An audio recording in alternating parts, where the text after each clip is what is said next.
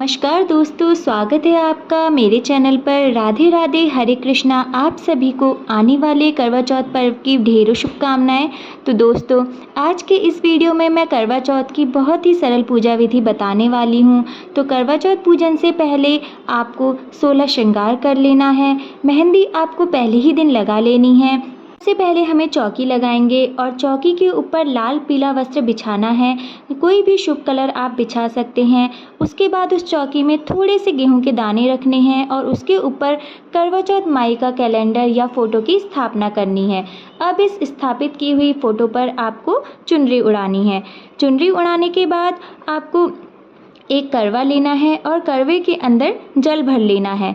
यदि आप 2 करवे लेते हैं तो एक करवे के अंदर जल भरा जाएगा और दूसरे करवे के अंदर आप ड्राई फ्रूट्स, मिठाई या फिर चावल भर सकते हैं। गेहूं भी भरे जा सकते हैं। कोई भी ऐसी चीज़ जिसे हम खा सकते हैं वह इसमें भरी जाती है। कहीं पर चिवड़ा भरा जाता है, कहीं पर मूंग बाजरा भी लोग भरते हैं। एक करवा जल वाला ही होगा जिससे हमें चंद्रमा को अर्घ देना है, वो कंपलसरी है।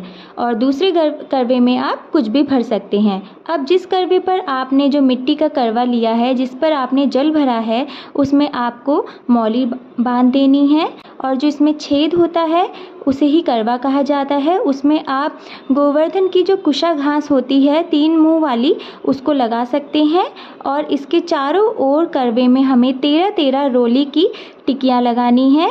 और अगर करवा आपका प्रिंटेड है, डेकोरेटिव है, तो आप उसमें स्वास्तिक नहीं बना पाएंगे और अगर सादा है तो उसमें आप स्वास्तिक का चिन्ह ज़रूर बनाएं।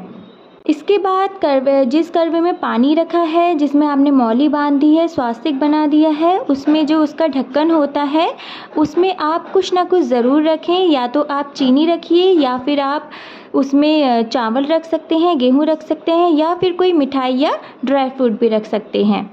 अब ढक्कन इसके ऊपर रखने के बाद आपको गिलास या कटोरी आप गेहूँ लीजिए। पुराने समय में तो बहुत सारे लिए जाते थे, जैसे कि 2.25 किलो, 5 किलो या 11 किलो, और उसके बाद में पूजा के स्थान पर ये रख लिए जाते थे। कुछ दक्षिणा ज़रूर रखनी है उस पर।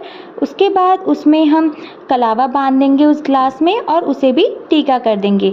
बाद में इसे दान दिया जाता है। किसी को भी जो आपको कथा सुनाए या फिर आप मंदिर में ब्राह्मणी को भी दान में दे सकते हैं। किसी भी ज़रूरतमंद को आप ये दान में दे सकते हैं। तो इस तरह से हम गेहूँ भी रख लेंगे और थोड़े से गेहूँ यहाँ पर रखने के बाद हम यहाँ पर धूप दीप की स्थापना करेंगे। अब करवा कहीं कहीं पर तो 2 लिए जाते हैं, कहीं पर 3 लिए जाते हैं। आप चाहे तो यहाँ पर खांड का करवा बना हुआ चीनी का भी ले सकते हैं, उसकी भी आप स्थापना कर सकते हैं, उसका भी दान दिया जाता है। एक करवा चंद्रमा को अर्घ देने के लिए ज़रूर होता है। बाकी के जितने भी करवे रखे जाते हैं वो सब दान में दिए जाते हैं।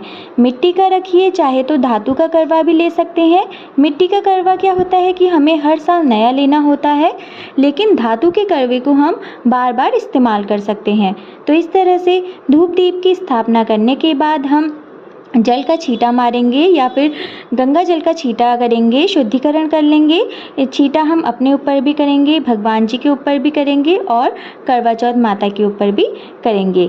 इसके बाद छींटा करने के बाद हम हाथ में अक्षत पुष्प लेकर सभी देवी देवताओं का आह्वान करेंगे, अपने व्रत पूजन का संकल्प लेंगे। अब ये पूजन हमें दोपहर के समय करना होता है। आप चाहे तो शाम के समय भी कर सकते हैं। अगर आपके यहाँ शाम के समय में कथा सुनी जाती है तो कथा सुनने से पहले हमें यह पूजन करना होता है। तो सभी देवी देवताओं का आह्वान करने के बाद हम सभी से प्रार्थना करेंगे। और ये जो पूजन होता है करवा चौथ का, मुख्य रूप से गणेश जी का होता है, क्योंकि जो चतुर्थी तिथि होती है वह गणेश जी को समर्पित होती है। तो इसमें गणेश जी का विशेष रूप से पूजन किया जाता है। तो गणेश जी को टीका करेंगे, अक्षत अर्पित करेंगे, रोली अर्पित करेंगे। अगर आपके पास गुड़हल का पुष्प और दूर्वा मिल जाता है तो आप वह अर्पित करें, नहीं तो आप गुलाब का पुष्प भी अर्पित कर सकते हैं। तो विशेष रूप से गणेश जी का पूजन करना ज़रूरी है। और गणेश जी आपके पास अगर आपकी करवा चौथ माई के कैलेंडर में ही स्थापित है तो वहीं पर आप उनका पूजन कर लीजिए, नहीं तो आपको अलग से शिव परिवार की फ़ोटो ले लेनी है, जिसमें पार्वती मैया के साथ गणेश जी भी हो, शिव जी भी हो, पूरा परिवार हो। तो आप वहाँ पे गणेश जी का पहले पूजन कर लेंगे। और उसके बाद आप गणेश जी को वस्त्र रूपी मौली अर्पित कर देंगे या फिर आप जनेऊ अर्पित कर सकते हैं। और इसके बाद में करवा चौथ मैया का पूजन करते हैं।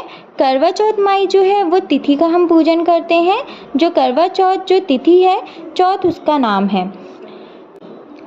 अब यहाँ पर करवा चौथ वाले कैलेंडर में जितने भी होंगे फ़ोटो होंगे, सूरज, चाँद, सुहागन स्त्रियाँ, जितने भी चित्र में दिए होंगे उन सभी को हम टीका कर देंगे। और का करवा जो हमने भरा है उसमें भी हम टीका कर देंगे। पुष्प, सभी को पुष्प अर्पित कर देंगे।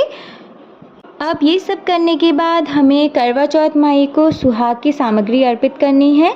सुहाग की सामग्री में आप 16 श्रृंगार अर्पित कर सकते हैं। आप चाहे 5 कर सकते हैं, 7 तरह के श्रृंगार का सामान भी अर्पित कर सकते हैं, नहीं तो कम से कम 4 तो होने ही चाहिए। उसके बाद जो भी आपके पास प्रसाद उपलब्ध हो, जैसे कि मिठाई का भोग लगाइए। सीजनल फल होते हैं वो आप उनको लगाइए। वैसे 4 चौथ का दिन है तो 4 अंक का विशेष महत्व रहता है, तो 4 प्रकार के फिर संख्या में 4 चीज़ों का भोग लगाइए और माता को अर्पित कीजिए। उसके बाद अगर आपके पास मेवा हो, ड्राई फ्रूट हो तो उनका भी भोग लगाइए। और फिर क्या होता है ना, इन सारी चीज़ों से हम बायना निकालते हैं तो उसमें भी दिया जाता है। यहाँ इसके बाद हम एक जल का लोटा भर के रख लेंगे और उसके ऊपर भी 13 टीके रोली के लगा देंगे। और इसको क्या होगा कि जब हम किसी से कथा सुनेंगे दोपहर के समय में, तो उसके बाद अगर हम दिन में सुन रहे हैं तो इस लोटे को सूर्य को अर्घ्य दे दिया जाएगा, नहीं तो शाम को सुनते हैं तो चंद्रमा को अर्घ्य दे देंगे। और अब आपको 13 दाने गेहूं के लेने हैं या फिर चावल के लीजिए और कुछ दूर्वा इसमें अवश्य मिलानी है। और इसके बाद करवा चौथ माता की कथा सुन लेंगे। ये जो आपने 13 दाने लिए हैं दूर्वा के साथ या चावल के दाने, इसको आप अपने पल्लू में बांध लीजिए। जब आप रात में चंद्रमा को अर्घ्य चढ़ाएंगे मिट्टी के कड़े से, तो फिर आप इसको वहाँ पर इससे चंद्रमा को इसी से अर्घ्य दिया जाएगा। थोड़े दाने आपको गेहूं के ये जल में भी डाल लेने हैं, वो आप ग्लास में से ले सकते हैं। सूर्यास्त होने से पहले जो ये बायना निकाला है इसमें आप सूट, साड़ी, श्रृंगार की सामग्री और कुछ दक्षिणा ज़रूर रखें। और साथ में आपने जो भी भोजन बनाया है उसे ज़रूर रखें। उसमें से हमने यहाँ पे बायने के लिए मिठाई, फल, मेवा सब यहाँ पर निकाल लेना है थोड़ा थोड़ा और इस बायने को अपनी सासू माँ को दे देना है। अगर सासू माँ नहीं है तो किसी भी ननद या अपनी जेठानी को दे दीजिए। ससुराल पक्ष में कोई भी सुहागिन महिला हो जो आपसे बड़ी हो, जिसके आप पैर छूते हो, दे सकते हैं, नहीं तो आप ब्राह्मणी को दे सकते हैं। किसी भी, अगर आप किसी को भी नहीं दे पा रहे हैं तो आप किसी भी सुहागन स्त्री को इसे दान में दे सकते हैं। इसके बाद रात को चंद्रमा का पूजन किया जाएगा। उस करवे से अर्घ्य देने के बाद 13 गेहूं के दाने डालने के बाद पति का पूजन करेंगे। उसके बाद ही व्रत का पारण होगा। चंद्रमा के पूजन के बाद आप अच्छे से व्रत का पारण कर लेंगे और जल पीकर अपना व्रत को पूर्ण कर लेंगे। अगर आपको यह जानकारी अच्छी लगी हो, वीडियो यूज़फुल लगी हो, तो चैनल को सब्सक्राइब कीजिए और ज़्यादा से ज़्यादा शेयर कीजिए। करवा चौथ की कृपा आप पर और हम पर सदा हमेशा बनी रहे। इसी आशा के साथ दोस्तों मैं विदा लेती हूँ। धन्यवाद। जय करवा चौथ मैया की।